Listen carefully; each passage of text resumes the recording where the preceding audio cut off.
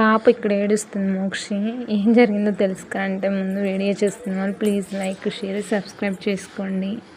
మీ support ఉంటే ఇంకా మంచి మంచి వీడియోస్ తీస్తానండి. నాకు వీలు కాకపోయినా ఖచ్చితంగా తీస్తాను. అలాగే నాకు ఒక లైక్ షేర్ సబ్స్క్రైబ్ చేసుకోరు. సబ్స్క్రైబ్ చేసుకోండి, తొందరగా వ్యూస్ వస్తున్నాయి కానీ సబ్స్క్రైబర్స్ రావట్లేదు.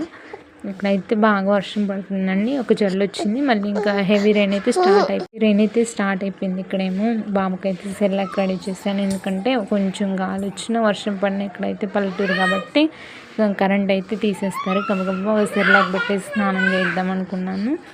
అమ్మమ్మ దగ్గర అయితే ఆడుకుంటున్నాడు. అమ్మకి వీడు బాగా అలవాటు అయిపోయాడు, రోజు వస్తుంటారు కాబట్టి గబగబా అయితే సెర్లాక్ పెట్టేసానండి. సెర్లాక్ పెట్టాడమేమో కానీ బట్టలు నిండా చేసేసుకున్నాడు. ఇంకా గబగబా అయితే వేడి నీళ్ళు అయితే పొయ్యి మీద పెట్టేసాను, కరెంట్ లేదు. ఇంకా గ్యాస్ మీద పెట్టేసి స్నానం చేయించాను. మా వాడు ఏం చేశానంటే గ్యాస్ మీద పెట్టిన తర్వాత స్నానం చేయించిన తర్వాత నాకు పని పెట్టాడు, తప్పదు కదా కడిగాను. ఇక్కడ పాప ఎందుకు ఏడుస్తుందంటే ఎవరింటికి వెళ్ళి కంకర రాలంటే రోట్లో వేసిందని ఆమె తిట్టిందంటండి. చిన్నపిల్లల దగ్గర కూడా మరీ ఇలా ఉంటారండి. అసలు ఏంటో ఈ సమాజం. మీరైతే సబ్స్క్రైబ్ చేసుకోండి. ఉంటా.